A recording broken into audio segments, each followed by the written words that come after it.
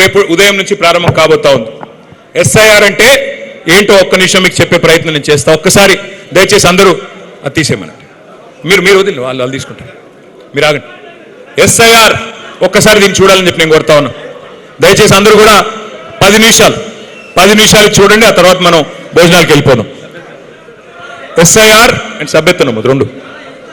SIR అనే కార్యక్రమం ఏంటి అంటే ఇది బేసిక్గా ఓటర్ లిస్ట్ని జల్లెడ పట్టే కార్యక్రమం, వడబోసే కార్యక్రమం. ఇందులో ఏం పెద్ద కన్ఫ్యూజ్ కావాల్సిన అవసరం కానీ భయపడాల్సిన అవసరం కానీ లేదు. మన వాళ్ళ ఓట్లన్నీ కూడా, ఎందుకంటే 2 దుర్మార్గమైన ప్రభుత్వాలు ఉన్నాయి, కేంద్రంలో బీజేపీ, ఇక్కడ రాష్ట్రంలో కాంగ్రెస్. వాళ్ళు ఏమన్నా మాయ చేస్తారేమో, మన వాళ్ళ ఓట్లు ఏమన్నా కట్ చేస్తారేమో అనే అభిప్రాయం అందరికీ ఉంది. ఎందుకంటే మీరు చూస్తే మన పశ్చిమ బెంగాల్ ఎన్నిక జరిగింది. పశ్చిమ బెంగాల్లో 95 లక్షల ఓట్లు తీసేశారు. చివరికి మమతా బెనర్జీ గారు ఓడిపోతే 42 లక్షల ఓట్ల తేడాతో ఆమె ఓడిపోయారు. బీహార్లో 65 లక్షల ఓట్లు తీస్తే అక్కడ అందరూ అనుకున్నారు లాలూ ప్రసాద్ గారి పార్టీ గెలుస్తుందని, కానీ ఆ పార్టీ ఓడిపోయింది. అక్కడ మళ్ళీ బీజేపీ వాళ్ళు గెలిచారు. అంటే ఇక్కడ ఏదో జరుగుతోంది, మరి ఏమన్నా దుర్మార్గం చేసే ప్రయత్నం చేస్తారా, తెలంగాణలో కూడా అట్లాగే ఏమైనా చేసే ఆలోచనలో ఉన్నారా?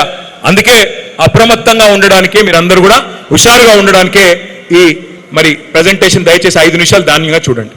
ఇక్కడ వచ్చిన వాళ్ళల్లో ఒక్కసారి ఎస్ఐఆర్ బూత్ లెవెల్ ఏజెంట్లు చేయలేపాలి. 294 మంది ఎస్ఐఆర్ బూత్ లెవెల్ ఏజెంట్లు. మీ అందరికీ ఆ పుస్తకాలు ఇచ్చారా? ఒకసారి ఆ పుస్తకాలు చూపెట్టండి, అందరూ చూపెట్టండి పుస్తకాలు ఒక్కసారి. అందరికి వచ్చినాయా రాలేదా? రాకపోతే మళ్ళీ పంపిద్దాం. వచ్చినాయి, వెరీ గుడ్ వచ్చినాయి. మరి ఏం చేయండి అంటే అందరూ ఇంటికి వెళ్ళాక ఆ పుస్తకాన్ని తీసుకెళ్ళి అట్లా పారేసి మళ్ళీ బయటికి వెళ్ళిపోండి. పుస్తకం తెరిచి చదవకండి, ఓకే? చదవరా? దండం పెడతా చదవండి. అందులో ముఖ్యమైన విషయాలు ఉన్నాయి. ముఖ్యంగా ఎస్ఐఆర్ కార్యక్రమానికి సంబంధించి అతి కీలకమైన అంశాలు ఉన్నాయి, దయచేసి గుర్తుపెట్టుకోండి. Next slide. అసలు ఎస్ఐఆర్ అంటే ఏంటి? ఎస్ఐఆర్ అంటే చాలా సింపుల్ ప్రాసెస్. మనకి ఎస్ఐఆర్ అనేది మొదటిసారి జరగట్లేదు. భారతదేశంలో ఇదివరకు ఒక 13 సార్లు జరిగింది, ఈసారి జరిగేది 14వసారి. రేపు ఉదయం నుంచి ప్రారంభం కాబోతా ఉంది. ఏం జరుగుతుంది ఎస్ఐఆర్లో అంటే, చివరిసారి మనకి ఎస్ఐఆర్ అనేది జరిగింది ఉమ్మడి ఆంధ్రప్రదేశ్లో 2002వ సంవత్సరంలో జరిగింది. మరి ఆ రోజు సత్తుపల్లి నియోజకవర్గం ఉండేది, కానీ భిన్నమైన సత్తుపల్లి ఉండేది. ఆ రోజు జనరల్ ఉండేది అప్పట్లో. ఆ సత్తుపల్లి వేరు, ఇప్పుడున్న సత్తుపల్లి వేరు. కానీ ఇప్పుడు ఏం చేస్తారు, ముందు మన బూత్ లెవెల్ ఏజెంట్లుగానేమో మీరున్నారు పార్టీ తరఫున, అట్లాగే బూత్ లెవెల్ ఆఫీసర్గా గవర్నమెంట్ తరఫున, ఎన్నికల కమిషన్ తరఫున అంగన్వాడీ టీచర్లు కానీ ఇంకోరు కానీ వాళ్ళు ఉంటారు. సో వాళ్ళు ఏం చేస్తారంటే, ముందు ఈ పార్టీకే చేసి ఉండాలా, ఓటర్ లిస్ట్ ముందు పెట్టుకొని, ఆ బూత్లో 1000 ఓట్లు ఉంటాయి, ఆ 1000 ఓట్లు ముందు పెట్టుకొని, చివరిసారి ఎస్ఐఆర్ జరిగింది 2002వ సంవత్సరంలో. ఆ 2002 voter list, latest voter list 2025, రెండు పక్కపక్కన పెట్టుకుని రెండు పోల్చుకుంటారు. పోల్చుకొని ఏం చేస్తారు, 2002లో లేని పేర్లు ఏమన్నా 2025లో ఉంటే వీళ్ళు ఎవరు అని ఐడెంటిఫికేషన్ చేస్తారు.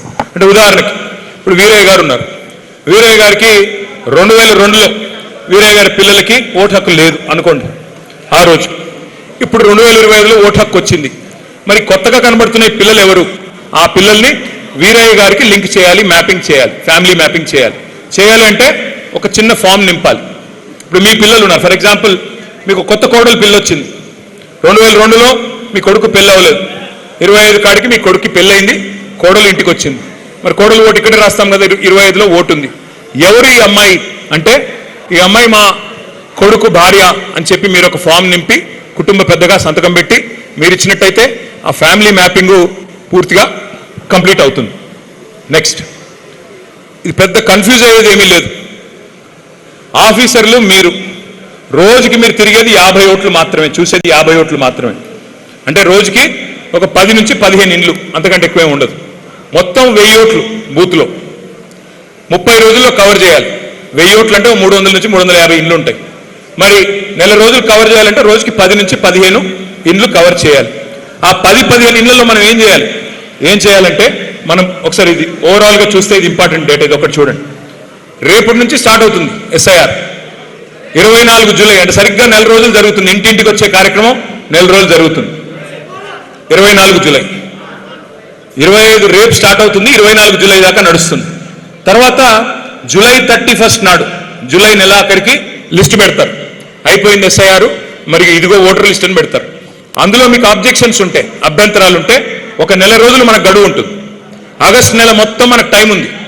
ఆగస్టు నెలలో అబ్జెక్షన్స్ మనం ఆ బిఎల్ఓ గారి ద్వారా మరి తహసీల్దార్ కార్యాలయంలో మనం సమర్పించవచ్చు. సమర్పించిన తర్వాత అభ్యంతరాలు పరిష్కరించడానికి వాళ్ళకు ఒక నెల రోజులు ఉంటుంది. సెప్టెంబర్ నెలంతా వాళ్ళు మొత్తం మన అభ్యంతరాలు పరిష్కారం చేయాలి. అక్టోబర్ 1 నాడు ఫైనల్ ఓటర్ లిస్టు పబ్లిష్ చేస్తారు. మరి ఈయన రైతు బంధు వేస్తున్నాడు అంటేనే నా అనుమానం అయితే జెడ్పీటీసీ ఎంపీటీసీ ఎలక్షన్లు పెట్టడానికే వేస్తున్నాడు. కాబట్టి మీరు జాగ్రత్తగా ఇప్పుడు మీరు ఎస్ఐఆర్ కార్యక్రమంలో మీరు పాల్గొంటే మరి తప్పుడు ఓట్లు ఏవి లేకుండా చూసుకుంటే ఎంపీటీసీగా జెడ్పీటీసీగా పోటీ చేయాలనుకుంటున్న సోదరులు ఎవరైతే ఉన్నారో వారు చాలా క్రియాశీలంగా ఉండాల్సిన అవసరం ఉంది, జాగ్రత్త పడాల్సిన అవసరం ఉంది. నెక్స్ట్ ఏం చేయాలి? బిఎల్ఏ బూత్ లెవెల్ ఏజెంట్ గారు ఏం చేయాలి? ఏమి చేయక్కర్లేదు. జస్ట్ సింపుల్గా మీ పనులు 4. 1, 18 ఏళ్ళు నిండిన వారికి ఓటు హక్కు వచ్చే విధంగా చూసుకోవాలి, దానికి తగ్గ విధంగా ఫామ్ నింపాలి. 2వది, ఎవరైనా చనిపోయిన వారి ఓట్లు కనుక ఉంటే వారి ఓట్లు తీసేయించాలి. 3వది, ఎవరైనా ఇక్కడ నుంచి ఓటు సత్తుపల్లి నుంచి ఇంకో ఖమ్మంకో లేకపోతే హైదరాబాద్కి వెళ్ళిపోయారు, వారి ఓటు ఇక్కడ తీసేయాలి, అక్కడ రాయించాలి. ఇక్కడ తీసేయాలంటే చెప్తాను సార్, అది కూడా చెప్తాను. అయితే ఇక్కడ 3వది ఏంటంటే ఇక్కడ నుంచి ఎవరైనా ఉదాహరణకు మీ కూతురు పెళ్ళయింది, అమ్మాయి ఓటు ఇక్కడ తీసేయాలి, వాళ్ళ అత్తగారింట్లో రాయించాలి. అట్లాగే మీ ఇంటికి కోడలి పిల్ల వచ్చింది, ఆ అమ్మాయి వాళ్ళ తల్లిగారింట్లో ఓటు తీయాలి, మీ ఇంట్లో ఓటు రాయాలి. ఈ 4 రకాలు. అయితే ఇక్కడ చాలా ఇంపార్టెంట్ పాయింట్ అదే చెప్తున్నారు వీరన్న. ఇంపార్టెంట్ పాయింట్ ఏంటంటే మీకు నాకు అందరికీ తెలుసు. నెక్స్ట్ మరి కొత్త ఓటు రాయించాలంటే ఈ 13 డాక్యుమెంట్లలో ఏదున్నా సరిపోతుంది. బర్త్ సర్టిఫికేట్ కానీ, క్యాస్ట్ సర్టిఫికేట్ కానీ, మీకు ఏదైనా పెన్షన్ వస్తుంటే ఆ పెన్షన్ది కానీ, లేదా ఏదైనా యూనివర్సిటీ నుంచి మెట్రికులేషన్ కానీ ఏదైనా సర్టిఫికేట్ కానీ, ఇట్లా 13 రకాల డాక్యుమెంట్స్లో ఏది ఉన్నా మీకు ఓటు హక్కు ఇవ్వాల్సిందే. ఇదంతా కూడా మీకు ఇచ్చిన పుస్తకంలో ఉంది, మీరు చూసుకోవచ్చు. నెక్స్ట్ ఇంపార్టెంట్ ఇది, ఇప్పుడు వీరన్న చెప్తుందంతా ఇది మీ అందరికీ తెలుసు, నాకు తెలుసు, మీకు తెలుసు. 2014 దాకా మనంతా ఒకటే రాష్ట్రం, ఆంధ్ర తెలంగాణ. 14 తర్వాత మనం వేరుపడ్డాం, మన రాష్ట్రం మనది, వాళ్ళ రాష్ట్రం వాళ్ళది. అయితే ఇక్కడ ఇంపార్టెంట్ ఏంటంటే చాలామందికి మీ సత్తుపల్లి మరి మీ బార్డర్, మీరు అవతల ఆంధ్ర యువతల తెలంగాణ. కాబట్టి ఏమవుతుంది, చాలామందికి 2 ఓట్లు ఉండే అవకాశం ఉంది. ఎక్కడ? 1 మీ సత్తుపల్లి లోపలే ఉండే అవకాశం ఉంది. సత్తుపల్లి లోపలే ఒకటేమో ఊర్లో ఉండొచ్చు, ఇంకోటి సత్తుపల్లి టౌన్లో ఉండొచ్చు. ఊర్లో 1, సత్తుపల్లి టౌన్లో ఉండొచ్చు. లేదా 2వది ఏంటి, పార్లమెంట్ లోపల, అంటే ఒకటి సత్తుపల్లిలో ఉండొచ్చు, ఇంకోటి ఖమ్మంలో ఉండొచ్చు. 3వ రకం, ఒకటి ఇక్కడ ఉండొచ్చు, ఇంకోటి హైదరాబాద్లో ఉండొచ్చు, తెలంగాణ లోపల ఇంకో చోటు ఉండొచ్చు. ఇక 4వ రకం, 4వ విషయం ఏంటి అంటే ఒకటి ఇక్కడ ఉండొచ్చు, ఇంకోటి ఆంధ్రాలో ఉండొచ్చు. అయితే ఇక్కడ ఇంపార్టెంట్ పాయింట్ దయచేసి అందరూ మనసు పెట్టినండి. చట్టం ప్రకారం, ఈ ఎస్ఐఆర్ చట్టం ప్రకారం 2 ఓట్లు కనుక కలిగి ఉంటే సంవత్సరం జైలు శిక్ష పడే అవకాశం ఉంది. మళ్ళీ తర్వాత చెప్పలేదని అనొద్దు. ఎస్ఐఆర్ చట్టం ప్రకారం ఎవరికైనా 2 ఓట్లు ఉంటే తప్పకుండా 1 సంవత్సరం జైలు శిక్ష పడే ప్రమాదం ఉంది. ప్రకాష్ రాజ్కి నేను నోటీస్ కూడా ఇచ్చారా? అచ్చా, డబుల్ ఓట్లు ఉన్నాయని ప్రకాష్ రాజ్ అనే సినిమా యాక్టర్ గారికి, పాపులర్ యాక్టర్ అయినా, ఆయనకి నిన్నే నోటీసులు కూడా ఇచ్చారని వీరని చెప్తున్నారు. అందుకే దయచేసి మిమ్మల్ని కోరేది, బూత్ లెవెల్ ఏజెంట్లు ఎవరైతే ఉన్నారో మీకు బాధ్యత ఎక్కువగా ఉంటుంది. మీరు దయచేసి మీకు లిస్టు కూడా నేను ఇస్తాను. ఏం లిస్టు? అనుమానాస్పదంగా డూప్లికేట్ ఓట్లు. ఉదాహరణకు నేను చెప్తున్నాను, ఇక్కడ చూడండి మీరు, ఇది నిజమైన ఓటర్ లిస్ట్ ఎగ్జాంపుల్. ఇది ఇక్కడ ఒక అమ్మాయి ఉంది, అమ్మాయి పేరు లావణ్య, భర్త పేరు శ్రీనివాస్. ఆ అమ్మాయి మన జూబ్లీ హిల్స్ ఎలక్షన్లో మనం ఉప ఎన్నికల్లో ఓడిపోయాం. ఎట్లా ఓడిపోయామని చెప్పి ఆరాధిస్తే 15,000 ఓట్లు దొంగ ఓట్లు ఉన్నాయి అక్కడ. కాంగ్రెస్ వాళ్ళు రాయించారు 15,000. చివరికి వాళ్ళు 24,000 ఓట్లతో గెలిచారు. ఈ అమ్మాయికి 5 ఓట్లు ఉన్నాయి. అబ్బాయి ఏం లేదు, మీ దగ్గర కూడా చాలా మందికి ఉంటాయి సత్తుపల్లి. ఎక్కడ? అమ్మాయికి 2 ఓట్లు జూబ్లీ హిల్స్లో ఉన్నాయి, ఒకటి ముషీరాబాద్లో ఉంది, ఒకటి అంబర్పేటలో ఉంది, ఒకటి ఖైరతాబాద్లో ఉంది. ఇప్పుడు మన టాస్క్ ఏంటంటే ఆ లావణ్య ఎవరు, అసలు లావణ్య ఎవరు, ఈ 5గురిలో అమ్మాయి ఎక్కడుంది మనమే పట్టుకోవాలా, పట్టుకొని పని చేయాలి. ఎట్లా పట్టుకోవాలా? నెక్స్ట్ మీ అందరికీ 2 రకాల పుస్తకాలు ఇచ్చాం. ఒకటి హ్యాండ్ బుక్, 2వది వర్క్ బుక్. హ్యాండ్ బుక్ ఏమో ఇప్పుడే మీరు నాకు చూపెట్టారు, అందులో ఈ వివరాలన్నీ ఉన్నాయి. నెక్స్ట్ ఓటర్ లిస్ట్ కూడా ఇచ్చారా? నెక్స్ట్ ఇది కూడా. నెక్స్ట్ ఇది ఎలా పట్టుకోవాలి? నేను మీకు సత్తుపల్లి నియోజకవర్గానికి సంబంధించి అనుమానాస్పద డూప్లికేట్ ఓట్ల లిస్ట్ కూడా నేను మీకు ఇస్తాను, వీరయ్య గారికి ఇస్తాను. ఎట్లా? ఇప్పుడు ఆ లావణ్య గారిని ఎట్లా పట్టుకున్నాం మనం? ఓటర్ లిస్ట్ పెట్టుకుని ఒక చిన్న కంప్యూటర్ చిన్న ప్రోగ్రామ్ రన్ చేస్తే స్పష్టంగా చెప్తుంది భర్త పేరు, అమ్మాయి పేరు కలిపి ఆ వయసు కూడా ఒకసారి 7 సంవత్సరాల రేంజ్లో పెడితే ఎన్ని ఓట్లు ఉన్నాయని చూస్తే చాలా అనుమానాస్పద ఓట్లు ఉన్నాయి. అనుమానాస్పదం అంటున్నాను నేను, పక్కా డూప్లికేట్ అన్నట్లా. అట్లా ఓట్లు మీకు ఇస్తాం లిస్టు. దాన్ని మీరేం చేయాలి? వీరయ్య గారు మీకు బూత్ల వారీగా ఇస్తారు. ఇస్తే మీరు చూసుకోవాలి, వర్క్ బుక్లో టిక్కు పెట్టుకోవాలి. ఫలానా తేజ గొట్టి ముక్కల, వినోద్ బాబు ఉయ్యూరు, అలా పక్కన టిక్కు పెట్టుకోవాలి. వాళ్ళు లింక్ అయ్యారా లేదా, వాళ్ళ ఫ్యామిలీతో అయిందా లేదా, ఓటు ఉందా లేదా, ఏమైనా అనుమానాస్పదంగా ఉందా, టిక్కు పెట్టుకోవాలి. రోజుకు మీరు కవర్ చేసేది 50 ఓట్లు మాత్రమే, 50 మాత్రమే. ఆ 50 దగ్గర పోతాం, తెల్లారి మళ్ళీ 50. అట్లా నెల రోజుల పాటు ప్రక్రియ సాగుతుంది. ఇందులో కన్ఫ్యూజ్ ఏం లేదు కదా, ఏం అనుమానం ఏం లేదుగా. సో సింపుల్ ప్రాసెస్, కాంప్లికేట్ ఏం లేదు. చివరి స్లైడ్, ఇది ఒక్కటి గుర్తుపెట్టుకోండి. కేసీఆర్ గారు సీఎం కావాలి, ఓకే. వీరయ్య గారు గెలవాలి, ఓకే. ఊరికినే డైలాగులు కొడితే అయిపోద్దా?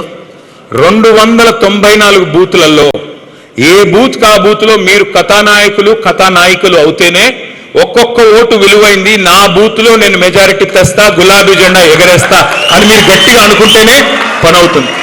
నాకు తెలుసు ఎట్లా ఉంటారు కొంతమంది నాయకులు అంటే, నేను మండల స్థాయి నాయకుడిని, నేను బూత్లో ఉండడం ఏంటి, నేను జిల్లా స్థాయి నాయకుడిని, నేను మండలంలో తిరగడం ఏంది, నేను రాష్ట్ర స్థాయి నాయకుడిని, నేనేంది ఒక బూత్ చూసేది అంటారు.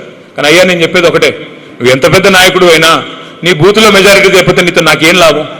ఎంత పెద్ద నాయకుడైనా బూత్లో మెజారిటీ తెస్తేనే, ఇంట గెలిచి రచ్చగిస్తేనే పార్టీకి ఏమన్నా ఆయన వల్ల ఉపయోగం తప్ప లేకపోతే ఏమీ లేదు. దయచేసి ముందు మీరు మీ బూత్ సెక్యూర్ చేసుకోండి. మీ బూత్లో మెజారిటీ వచ్చే విధంగా మెంబర్షిప్ కానీ అట్లాగే ఎస్ఐఆర్ కానీ జాగ్రత్తగా చేయండి.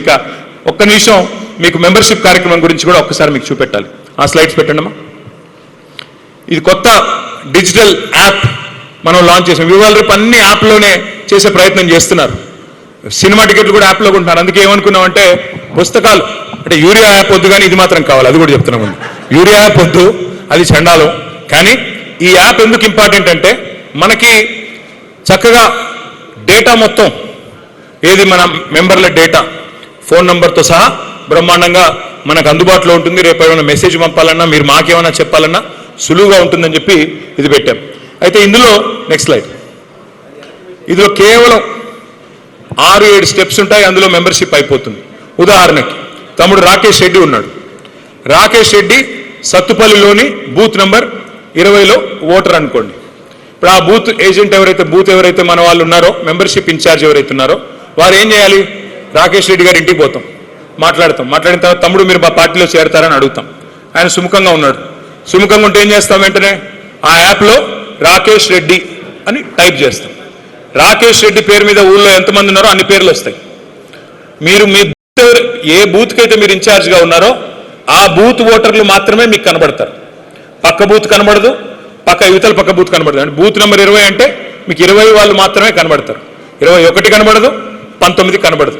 సో రాకేష్ రెడ్డి గారు ఒకవేళ 20వ బూత్లో ఓటర్ అనుకోండి, రాకేష్ రెడ్డి అని మీరు టైప్ చేయగానే ఆయన పేరు వస్తుంది. ఆయన పేరు మీద మీరు క్లిక్ చేయగానే ఒకవేళ 2-3 రాకేష్ రెడ్డిలు ఉంటే ఇంటి పేరు చూసుకుని ఎవరు కరెక్ట్ క్లిక్ చేయాలి.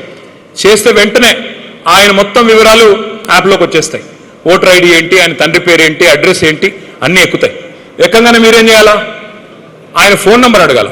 అయ్యా మరి మీ ఫోన్ నెంబర్ చెప్పండి. ఫోన్ నెంబర్ చెప్తారు. చెప్పగానే వెంటనే ఆయనకు ఓటీపీ పంపిస్తాం. ఓటీపీ ఏంటో తెలుసా? ఏంటది? 1 టైం పాస్వర్డ్. సత్తుపల్లి ఫాస్ట్, నేను వేరే దగ్గర అడిగితే చెప్పలా. సో 1 టైం పాస్వర్డ్ ఎందుకు పెట్టాము? ఇది ఫోన్ నెంబర్ తప్పుగా కాకుండా కరెక్ట్గా ఉండాలి, వెరిఫికేషన్ కోసం పెట్టుకున్నాం. సో 1 టైం పాస్వర్డ్ వస్తుంది. ఆ పాస్వర్డ్ ఎంటర్ చేయగానే ఆ ఫోన్ నెంబర్ కూడా అప్డేట్ అవుతుంది. తర్వాత వెంటనే ఫోటో తీసుకోవాలి రాకేష్ రెడ్డి గారిది. వెంటనే అదే యాప్లో ఆయన మొహం మంచిగా నీట్గా వచ్చేటట్టు చూసుకొని ఫోటో తీసుకుంటాం. ఎందుకు చెప్తాను మీకు.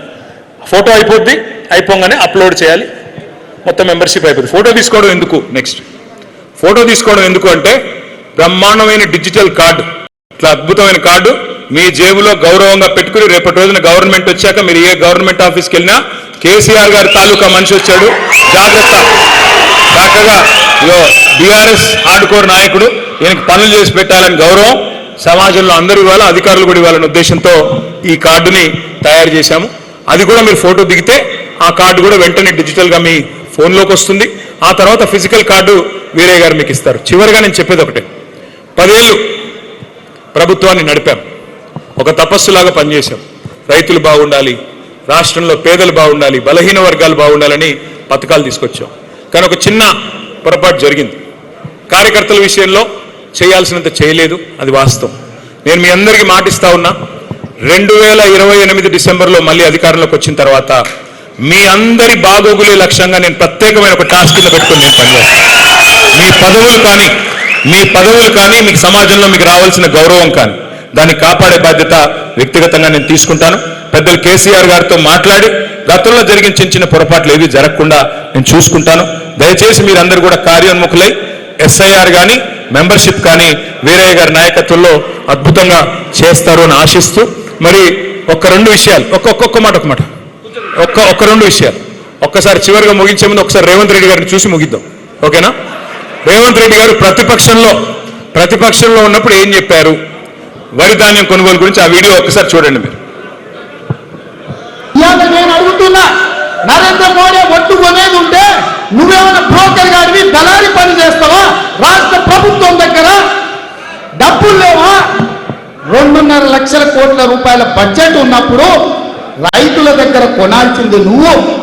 ఇక్కడున్న పేదలు, ఇక్కడున్న రైతులు, ఇక్కడున్న యువకులు, ఇక్కడున్న మహిళలు, ఇక్కడున్న దళితులు, గిరిజనులు, బలైన వర్గాల బిడ్డలు నీకు ఓటేసి నిన్ను ముఖ్యమంత్రిని చేస్తే నువ్వు కొనకుండా మోడీ కొనాలి, బోడిగాడు కొనాలి అని మోకాలకు బోడిగుండుకు లింకు పెట్టి మాట్లాడుతుంది రాష్ట్ర ముఖ్యమంత్రి.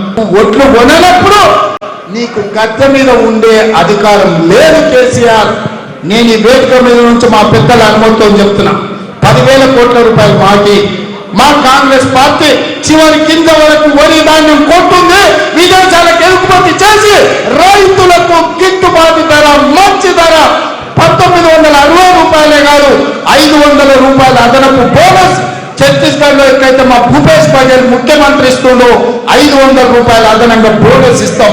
ఒక్క నిమిషం, ఇది విన్నారు కదా? నీ దగ్గర 2.5 లక్షల కోట్ల బడ్జెట్ పెట్టుకొని మోడీ చెప్తే కొనేది ఏంది అన్నాడు. మరి వాళ్ళు ఏం చేస్తున్నాడు? రేవంత్ రెడ్డి గారు మొన్న క్యాబినెట్లో నిర్ణయం తీసుకున్నారు. మోడీ ఎంత కొనమంటే నేను అంతే కొంటా, మోడీ 40 లక్షల క్వింటాల్ అంటే అంతే కొంటా. అంటే మీరు ఉదాహరణకి రేపు ఎకరానికి 30 క్వింటాలు పండించారనుకో, కోటా మాత్రం ఏముంటుంది రేపు వచ్చే ఖరీఫ్ నుంచి చూస్తారు మీరు. మీ బ్యాగులు ఓన్లీ నేను 10 బ్యాగులు కొంటా, మిగతాది నేను కొనను అని చేతులు ఎత్తేయబోతుంది ప్రభుత్వం. సో అప్పుడు ప్రతిపక్షంలో మాట్లాడింది మీరు విన్నారు. ముఖ్యమంత్రి గారిని పట్టుకుని బ్రోకర్ అన్న మాటలు కూడా మీరు విన్నారు. 10,000 కోట్లు మాకు ఇవ్వండి, బోనస్తో సహా నేను చెల్లిస్తాను డైలాగులు, మరి ఉత్తర కుమార ప్రగల్భాలు మీరు చూశారు. ఇప్పుడు ఈ మధ్య కాలంలో వ్యవసాయ మంత్రి గారు రేవంత్ రెడ్డి గారు మాట్లాడిన మాటలు వినండి. అందుకే ఈనాడు కిషన్ రెడ్డి గారికి విజ్ఞప్తి చేస్తున్నా, తక్షణమే తెలంగాణ రాష్ట్ర ప్రభుత్వం సేకరించిన ఓట్లు, తడిసిన ధాన్యంతో సహా కేంద్ర ప్రభుత్వంతో కొనిపించాలి. మా మొక్కలు, మా జొన్నలు, మా పొద్దుదెరువులు, ఇత్తనాలు కేంద్ర ప్రభుత్వం కొనుగోలు చేయాల్సిందే. ఆ బాధ్యత కిషన్ రెడ్డి గారు తీసుకోవాల్సిందే. తడిసినవైనా మిగతావైనా మొక్కలైనా ఈ ఇత్తనాలు కొనాలన్నా లేకపోతే ఈ ధాన్యం కొనాలన్నా కేంద్ర ప్రభుత్వం ముందుకు రావాలి.